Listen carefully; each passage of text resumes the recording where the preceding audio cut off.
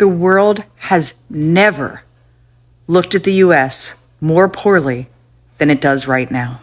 There are so many people inside this country that know how horrible things are. But yet, there is still a large percentage of the population who somehow thinks things are going great. The MAGA cult will be studied for generations to come. The rest of the world cannot understand how we managed to vote this president in a second time. And now, just 14 months in, he is wreaking so much havoc on the entire planet. He has the worst approval rating in the history of all presidents at this point. And I don't think it's going to get better. It is absolutely embarrassing and devastating and just disgusting to be an American right now.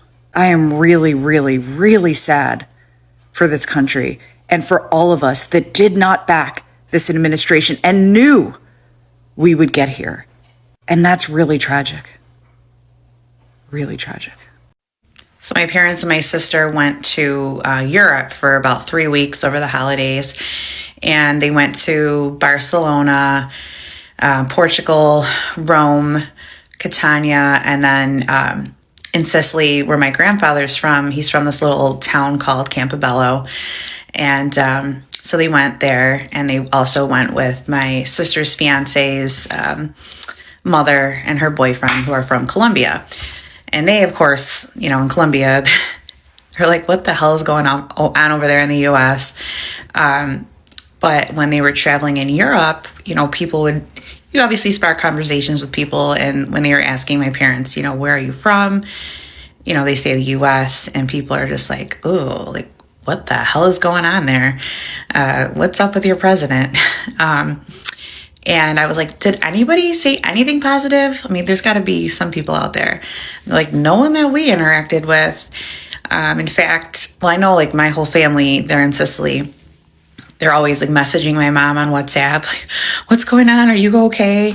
But then they were in the little town that my family lives in.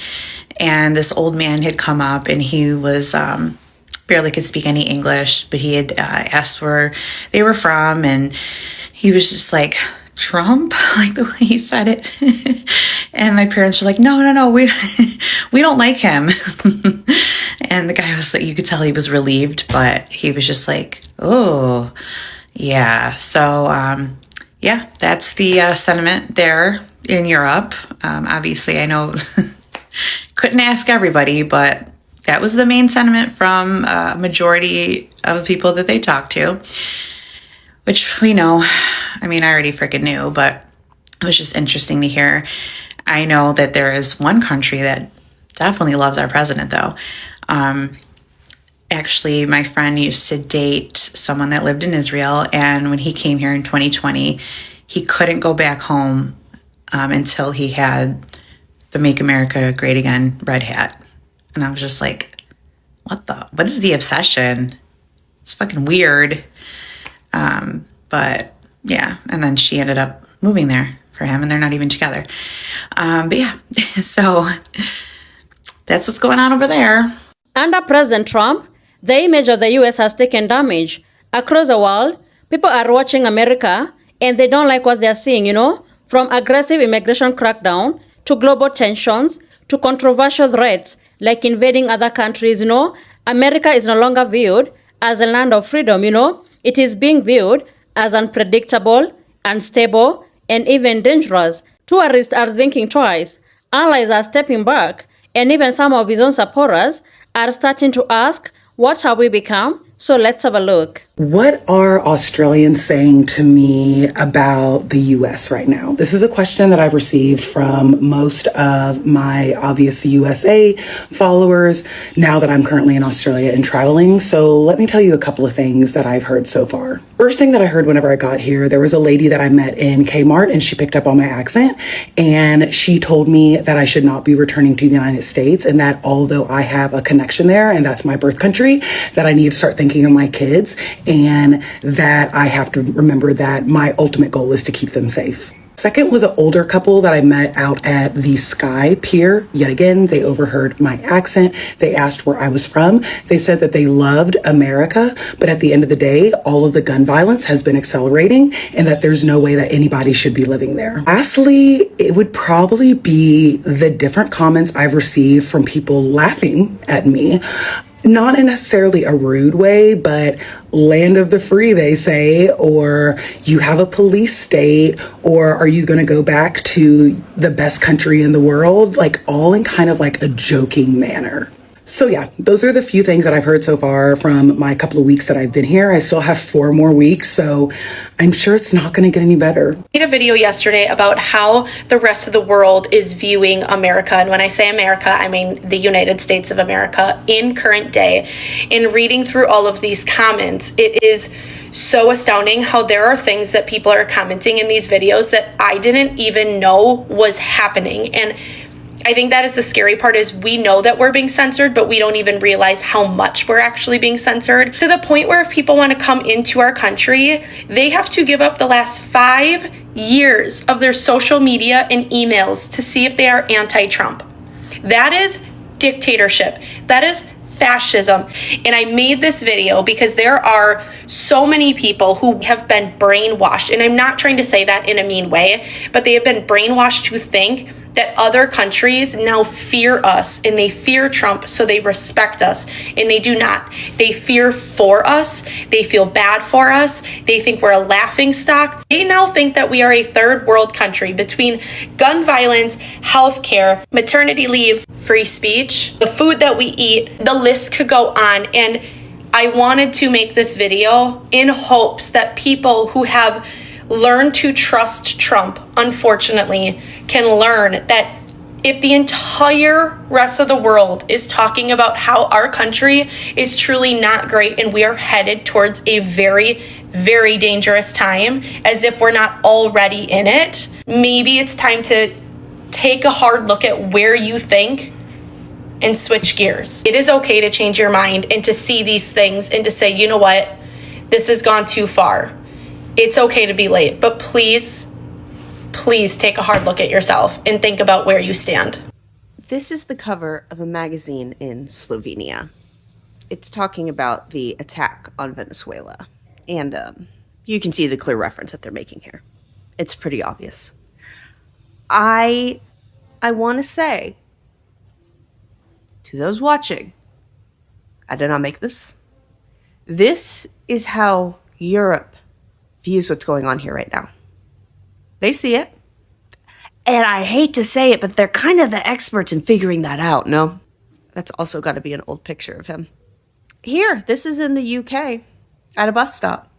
No matter how many countries you invade, you'll still be this word. And this word translates to being attracted to young women. I'll put it that way. On a bus stop, right there. There they are. 2 little peas in a pod. And those are the 2 messages going through Europe right now. All of Europe believes that he's a PDF problem. Why are we still in denial? And if anybody gets in here, starts jibber-jabbering in my comments, well, I don't care. Shut up. If you want to be a snowflake, because the MAGAs are the true snowflakes of the world, go somewhere else. We're not going to put up with that here. Until you're ready to leave your cult, then you can give me a call and we can work on getting you out of there. But until then, just scroll past, please. The big point I'm making is that those of us that think this, we are not alone. We're not alone. Because they're also seeing this around the world. We're not alone. We are right to be mad. We are right to be worried. Hey guys, here's some news from other countries that we are not being told, but they are being told. One being that Germany has considered America unsafe officially to travel to. Canada doesn't consider our medical research valid anymore. They say that it is to be considered as untrue because of the political affiliation with our educational system. These are all alleged. Other countries think that we will no longer be having any other elections and that this is going to be how it is for the rest of our lives. Other countries consider us not a first world country anymore. based on freedom of press, freedom of expression, our education, our political freedoms. They don't consider us a first world country anymore. North Korea has stated that we are going too far. Let that one sink in. Romania is allegedly no longer allowed to ship anything to the United States. It is considered unsafe. And then this one really freaked me out. The Dutch have considered officially that Trump is more dangerous than Hitler. Let me know anything else that we may not be knowing. So I'm currently in Switzerland right now. I'm at a castle, actually. And if you want to know what other countries think of America, just listen to this. So me and my friend got in the elevator to go up to see this castle, and this lovely Swiss man and his wife were in the elevator with us. Clearly, who spoke Italian. We didn't speak Italian, but we think that he asked something along the lines of, "Where are you from?" So we were like, "America." He goes, "America." Oh. And they both kind of sigh. And then he looks back up and he goes, "Trump." And me and my friend started laughing. And the guy said, I'm sorry. But we were like, no, we agree. This is in a German newspaper today. This is the cover of Tagesspiegel, one of Germany's top newspapers. And the cover in German says 3 more years with this horrible picture of Trump. But the inside is this, with this photo. And this was all originally in German, but I had it translated into English. In just 1 year of his second presidency, Donald Trump has surpassed the worst fears, and that could only be just the beginning. And then the inside of the article is even more chilling. It talks a lot about what's going on with ICE. And then it says, we have already seen all of this in Germany in 1933. To us, ICE seems like a mixture of SA and Gestapo, and that is very scary. And it's not just Germany. We also have this Danish newspaper. Again, this is the original front cover. And then translated to English, the title says, Russia and China are having their best days. And here's the inside. We have a photo from a demonstration this past weekend with these children holding this sign. And then we have a quote pulled from the article that says, if you take the darkest view, Trump is either acting in Russia's interest or is dangerously confused. Germans, Europeans, they're all screaming because they recognize these warning signs. And they lived with the consequences of ignoring them. If you're still supporting this regime, it's not too late to say enough is enough and be on the right side of history. For decades, America built a global identity around freedom, opportunity, and leadership. Many people dreamt of going there. But right now, immigration policies make people afraid to even visit. And when stories of raids and detentions dominate the headlines, it sends a message to the world. And not just about policy, but about values. People begin to associate the US with fear instead of freedom. And under President Trump, there's also been an issue of global relationships. Strong alliances have always been one of America's greatest strengths. When allies feel pushed away, disrespected, or even uncertain, that foundation begins to crack. And trust is not something that you can rebuild overnight. Once it is damaged, it can take years or even decades to rebuild. The issue of rhetoric also matters a lot. Words from the leadership don't just stay within borders. They echo globally. So when people hear of threats, invasion, or even escalating conflicts, it shapes how they view not just the government, but the entire nation, You remember when Trump said that the entire civilization of Iran will be gone, People did not take that lightly. Across the world, and also in America. So when a leader makes decisions that create fear, instability, or even division, the world cannot respect that.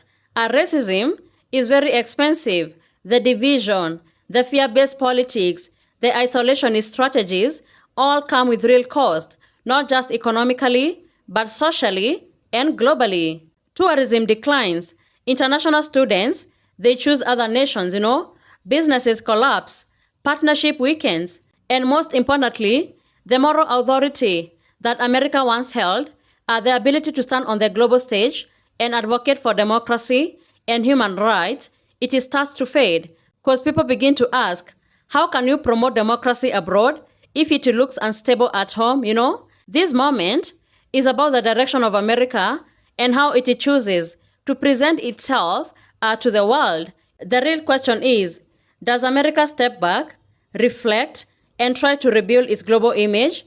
Or does it continue down a path where fear, isolation, and controversy define how the world sees it, you see? Because at the end, the world is watching, and whether people like it or not, perceptions matter, not just for politics, but for the future of America itself. Thank you so much for tuning in. Be sure to like, subscribe, and share. Have a good one. I'll see you in the next video.